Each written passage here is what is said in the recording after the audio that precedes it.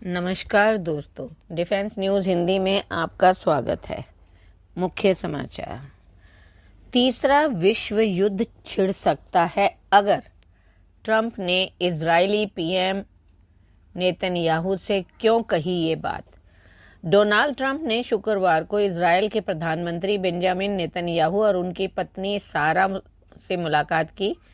इस दौरान पूर्व राष्ट्रपति ने दावा किया कि अगर वह 2024 के राष्ट्रपति पद की दौड़ हार गए तो मौजूदा वैश्विक संघर्ष तीसरे विश्व युद्ध में बदल सकते हैं।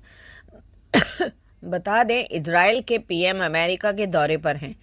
फॉक्स न्यूज के मुताबिक नेतन्याहू के साथ अपनी बैठक के दौरान ट्रंप ने अपनी प्रतिद्वंदी कमला हैरिस पर कटाक्ष करते हुए दावा किया कि मध्य पूर्व के मामलों में वह बदतर हैं। उन्होंने कहा कि अगर मुद्दों को जल्दी से हल नहीं किया गया तो इजरायल हमास संघर्ष एक पूर्ण युद्ध की ओर बढ़ सकता है। उनके मुताबिक समाधान केवल तभी संभव है जब वह नवंबर में चुनाव जीतें। अगला, चीन को सबक सिखाने के लिए अमेरिका ने बना ली मेका। महज 12 मिनट में ड्रैगन को मिला देगी खाक में। अमेरिका ने चीन के लिए एक नई मुसीबत तैयार की है। चीन का काल बनने वाली यह मुसीबत एक हाइपरसोनिक मिसाइल है जो छोटी, दमदार और हल्की है। इसे अमेरिका अपने सबसे लेटेस्ट लड़ाकू विमानों पर तैनात करने वाला है। अमेरिका की इस मिसाइल का नाम है मैको। ये नाम समुद्र में सबसे तेज रफ्तार में से तैरने वाली शार्क के नाम पर रखा गया। मैको मिसाइल हाइपरसोनिक होगी, यानी ध्वनि की रफ्तार से 5 गुना तेज है। इसकी स्पीड 6000 किलोमीटर प्रति घंटे से ज्यादा होगी। इतनी तेज रफ्तार वाली मिसाइलें दुनिया में बहुत कम देशों के पास हैं। आसान भाषा में स्पीड का मतलब समझिए। दिल्ली से मुंबई की हवाई दूरी करीबन 1150 किलोमीटर है और ये मिसाइल सिर्फ 12 मिनट में यह दूरी तय कर लेगी।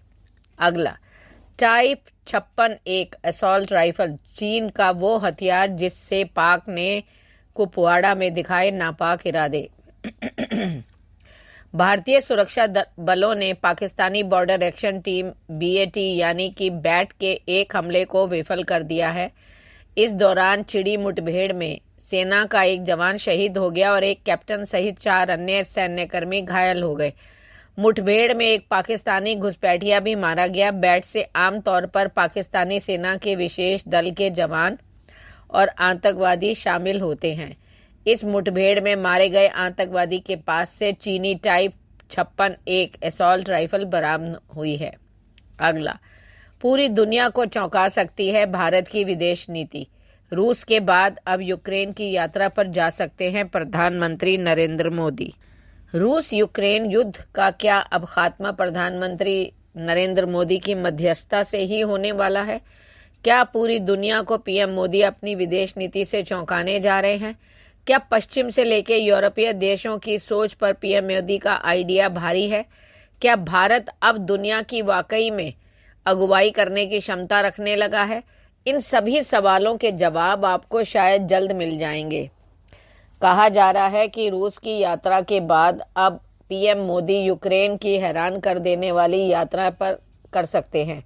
हैरान कर देने वाली यात्रा इसलिए कह रहे हैं कि पूरी दुनिया को यह उम्मीद नहीं थी कि रूस जाकर राष्ट्रपति पुतिन से गले मिलने के बाद प्रधानमंत्री मोदी इतनी जल्दी यूक्रेन की यात्रा पर जा सकते हैं। अगला, अमेरिकी थर्ड रूसी S-400 की लीग में भारत शामिल। डीआरडीओ के AD-1 ने किया कमाल। भारत के रक्षा अनुसंधान और विकास संगठन डीआरडीओ ने AD-1 मिसाइल इंटरसेप्टर का सफल परीक्षण कर इतिहास बना दिया है।